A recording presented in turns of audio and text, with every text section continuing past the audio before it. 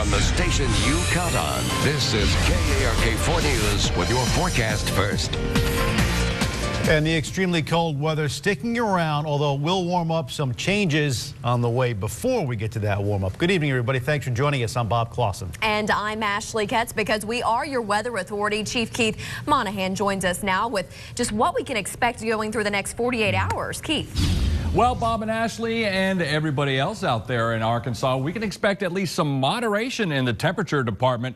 You know, our tolerance and our threshold really has changed over the past couple of days. Take a look at these lows. -2 this morning at Fayetteville. 9 degrees is where we started the day in here in Little Rock. 9 at Camden, even down near the Louisiana state line, temperatures at 10 degrees. And again, we're just going to see regular cold tear as we head through the next 24 to 36 hours. Temperatures actually recovering nicely to the 30s and 40s today under mostly sunny to sunny skies. But we do have another storm system that continues to develop over the Rockies. It's not a very powerful system, but it looks like it'll be arriving before all of that Arctic air moves out of the area. And so that means we may see some wintry weather a little bit later on tomorrow afternoon and definitely into tomorrow night and early on Thursday. As far as temperatures are concerned, again, just regular cold tonight.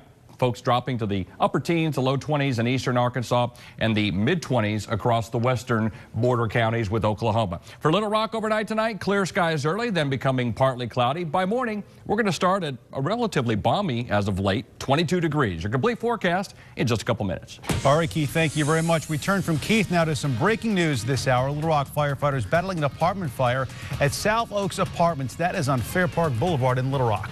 KARK4's Brittany Johnson is live from the scene. She joins us now. So, Brittany, what's going on? Well, as you can see, fire crews are still here. It's still an incredibly active scene. They just put up this police tape. Now, they've been here since about 3:45. Again, we're at South Oaks Apartments, and the fire happened in this building right here. You can see there's a ladder up to the 3rd floor. When we got here, you could see them opening that window. Smoke was still coming out at that time. We've spoken to neighbors who were inside very, very close to the flames. They tell us they didn't see the flames at first. They didn't smell the smoke, but what they heard were people yelling help. They say that men from the lumber yard from across the street were jumping up and down. Someone even jumped across that fence to come and alert them to the fire that was happening just across the hall there. There's damage on one side of the building that you could see from the exterior. But again, you could see when we first arrived on the scene, lots of smoke coming out of the window.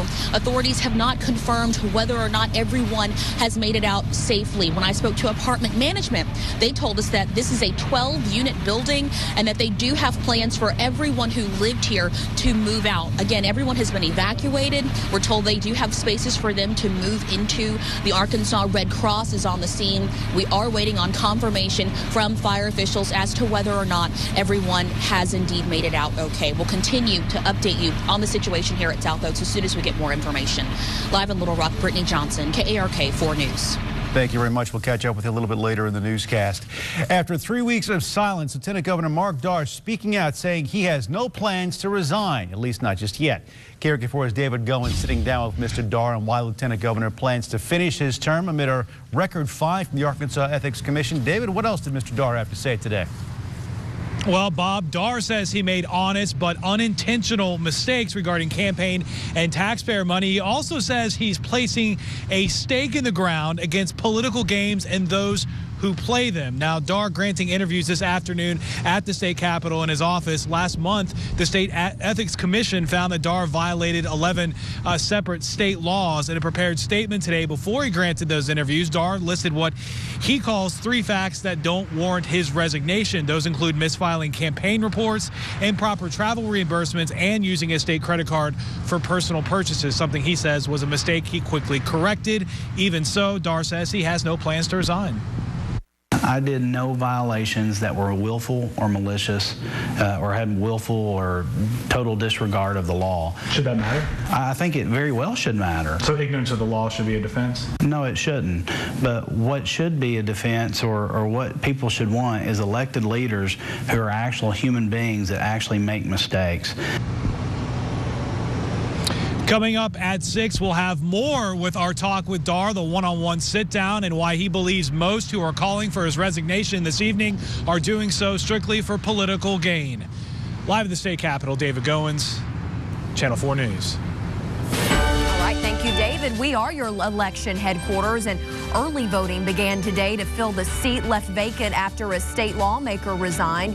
Former Senator Paul Bookout, a Democrat from Jonesboro, stepped down in August after the State Ethics Commission found that he misspent money from his re-election bid. Republican John Cooper and Democrat Steve Rockwell are hoping for the District 21 seat. The U.S. Senate has voted to advance a temporary extension of unemployment benefits to more than 1 million jobless Americans. 6 Republicans joined Senate Democrats to get enough votes to break a filibuster and begin formal debate. Arkansas's John Bozeman, not one of those 6 Republicans. The bill would retroactively restore federal aid payments. Extending the aid for 3 months would cost about $6.5 billion. Opponents of the bill say there should be no extension unless there are matching spending cuts there. Because money matters, hundreds of Arkansans brave the freezing temperatures to get help with their electric bills. It's a program, federal program, that gives millions of dollars to prevent families from living without power, and especially in this record cold. KARK4's Dustin Barnes shows the great need. If a 3-digit number can give you a clue into how many families need help keeping their lights on, then look at how many more are in line. Some have been sitting for hours while others are in another building waiting to get a number. 159! Some Arkansas families have fallen on hard times. We didn't even do Christmas. We couldn't. Catherine Zaretsky is her family's breadwinner, drawing a Social Security check each month. Her husband's unemployment benefits just ended. They have 2 children. The budget's just really tight right now. We can't do a whole lot. It cuts into our grocery money. And the $200 electric bill almost didn't get paid until she got help from the Central Arkansas Development Council. A whole lot of stress has been taken off my shoulders just now. CADC gets around $4 million each season to help struggling Arkansans unable to pay their bills. Organizers say they're seeing many new faces this time, a sign that folks everywhere need a hand. They're coming in faster, the people are coming faster because there is the volume of needing the assistance. It really lightens my heart a whole lot. Folks like Catherine are glad this service is available and that they got here in time before all the money runs out. In Little Rock, Dustin Barnes, KARK4 News. And families in need can only get help once for the entire winter season and then once for the summer season. And if you didn't make it to request assistance today, just log on to our website, arkansasmatters.com, for a link to find out how. Well, the freezing temperatures are causing major problems for apartment tenants in Hot Springs overnight when their fire sprinkler lines burst, flooding homes and forcing the electricity off. It's a problem KARK4's Josh Berry found is posing quite an issue there. And Josh, we talk about keeping plumbing lines from freezing, but the fire sprinkler line is something we don't really think about. So what can people do? And Ashley, that was the question that I kept asking today. You know, you can drip your faucets to keep those pipes from bursting, but you can't do that for fire sprinklers. And last night, tenants I spoke to at the Point Apartments in Hot Springs say water had flooded their homes, in some cases forcing the electricity off overnight. Some tenants had no choice but to go elsewhere during the cleanup and the repairs. I'm told this has happened in multiple buildings in the complex, but according to the fire department, it's not the only place they've seen this happen across the city, and the problem can raise safety concerns. Coming up tonight at 6, we'll look at those and what cleanup crews say they're seeing on the inside and the aftermath of these fire sprinkler lines bursting, and we'll hear some of the only ways to prevent this from happening. Back to you. All right, and thank you, Josh. We do want to update you now on the breaking news at the beginning of the newscast. Little Rock firefighters are now telling us that at least 1 person has died in that apartment fire on Fair Park Boulevard. We want to check in with KARK4's Brittany Johnson, who has the latest on this new information. Brittany. That's right, Ashley. They are confirming 1 death here at South Oaks Apartments. They are not sharing much about the details on that person's identity at this point, but they have shared a little bit more about this fire. They say it started on the 1st floor and traveled all the way up. It was the person who was in the apartment where the fire started who has passed away. We actually have here Captain Jason Weaver with us from the Little Rock Fire Department. What else can you tell us about what happened here? We have confirmed that there was a fatality. There was one occupant in the downstairs apartment where the fire originated. The apartment above it was unoccupied, and there were 2 occupants in the top apartment. The fatality was the only injury. Everybody else made it out.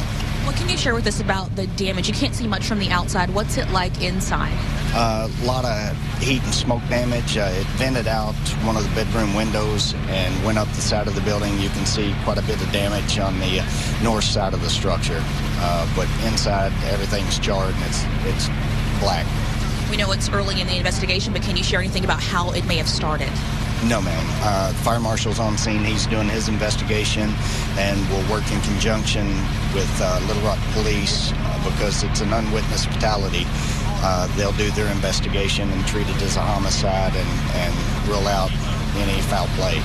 Okay, so they're treating it as a homicide first? They will. They'll investigate it as a homicide until they can confirm, get the coroner's report, and look at the scene and make sure everything is normal. Well, thank you very much for that information. Again, Captain Jason Weaver here sharing that they have confirmed one fatality, the person who occupied the apartment where this fire started here at South Oaks. In addition to the one person who is now dead, we do know that everyone who lived in that building is displaced. They will be placed at other units here at South Oaks Apartments, and Little Rock Fire and Police remain on the scene at this time.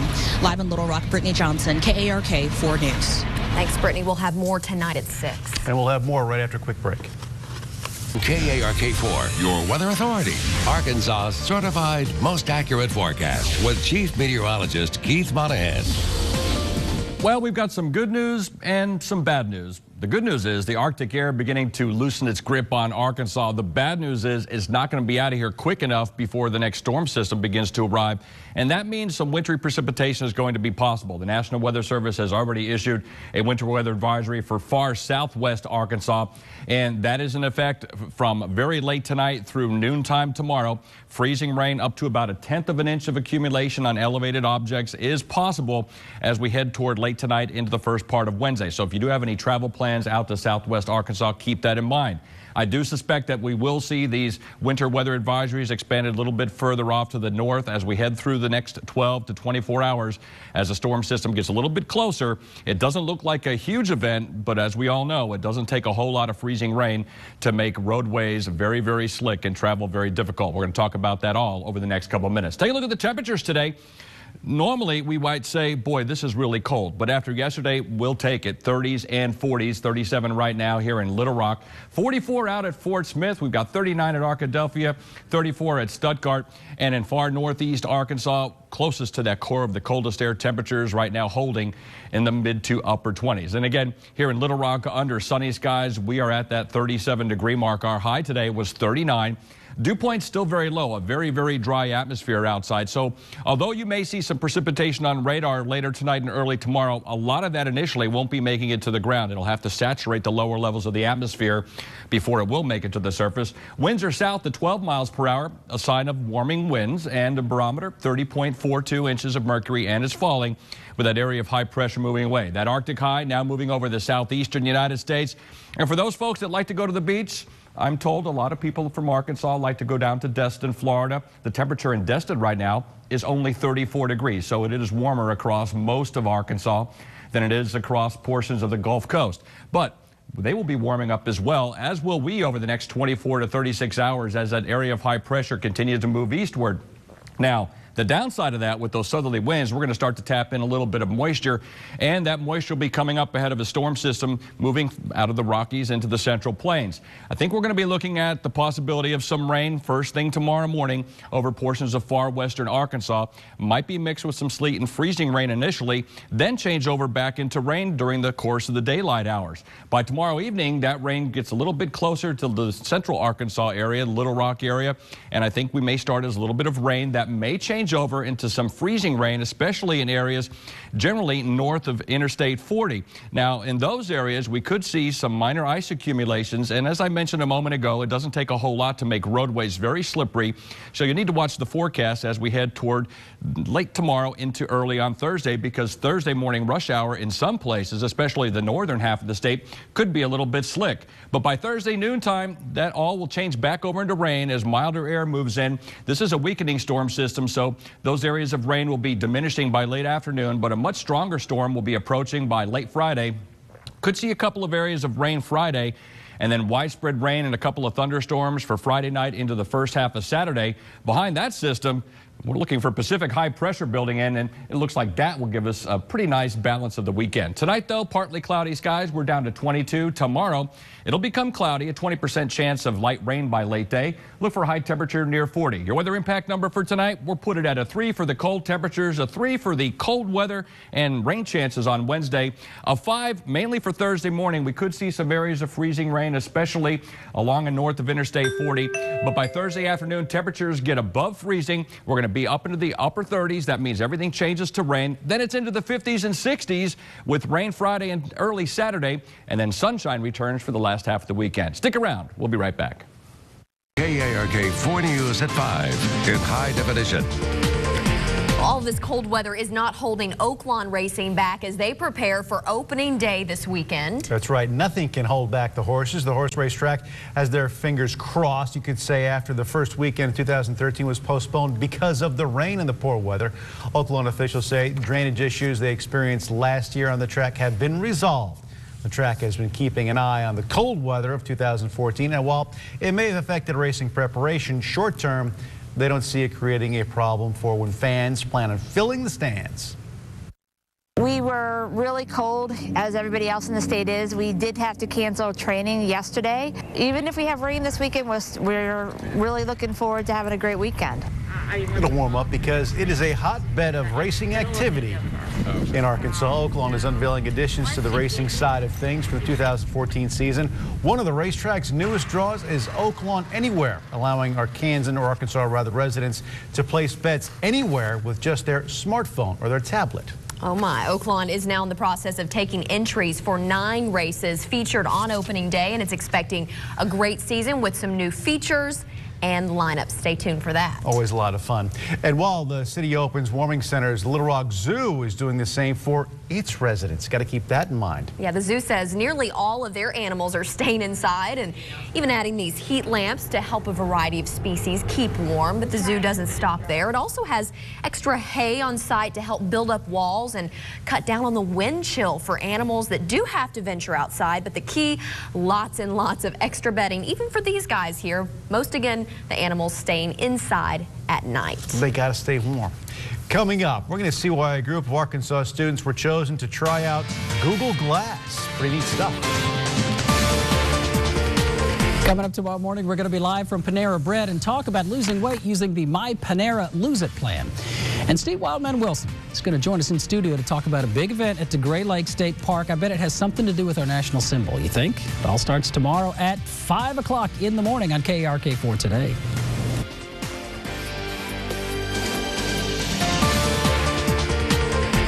KARK 4 News at 5 in high definition. In tonight's Education Matters, want to know how your next big tech device is going to go over with the public? Well, just ask a group of high schoolers to test them out for you. Students from the Arkansas School of Mathematics and Science in Hot Springs were chosen to try out the Google Glass. Max Bernards is testing the Google Glass. It's a computer that you can actually wear. It's voice activated, and at a command, you can tell them to record a video, do a search on the internet, even take pictures. Corey Alderdice, director at the school, says they were chosen as a test site for Google Glass thanks to an essay. It's always wonderful to be able to provide students access to new and emerging technologies, and so to be able to put a device in the hands of our students that isn't available yet to the public is just a wonderful opportunity. New Science Museum near where my family lives.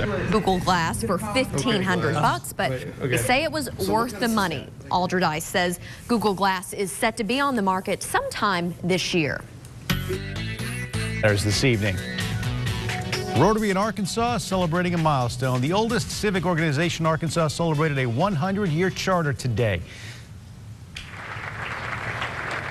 Governor Mike Beebe, Mayor Mark Stodler joining in the festivities.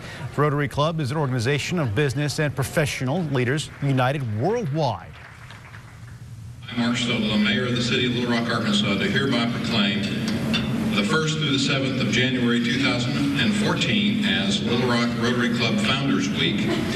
The mayor also named January 7th Sidney M. Brooks Day. Brooks founded the first advertising agency in Little Rock and the Rotary Club. Well, Arctic air is on the way out, but a storm may be on its way in. Chief Keith will take a look at what's in store next. This is KARK 4 News at 5 in high definition. And we want to quickly recap the story we brought you at the top of the newscast. One person dead following a fire at an apartment building on Fair Park Boulevard in Little Rock. And Little Rock fire investigators tell KARK no one else was hurt in this late afternoon fire. The investigation, though, is just starting. We will have the latest for you tonight on KARK 4 News at 6 o'clock. Turning now to the latest on our weather conditions, and while we're looking for a warm-up down the road, we got to get over a hump first. That's right. The Arctic air is now beginning to move away, but before it does, we've got a storm system approaching. May see some areas of freezing rain and sleet from late tomorrow evening into early Thursday, especially north of I-40. And just keep that in mind because we're going to have to be watching the storm carefully. A degree or two either way could mean the difference between freezing rain and just regular rain.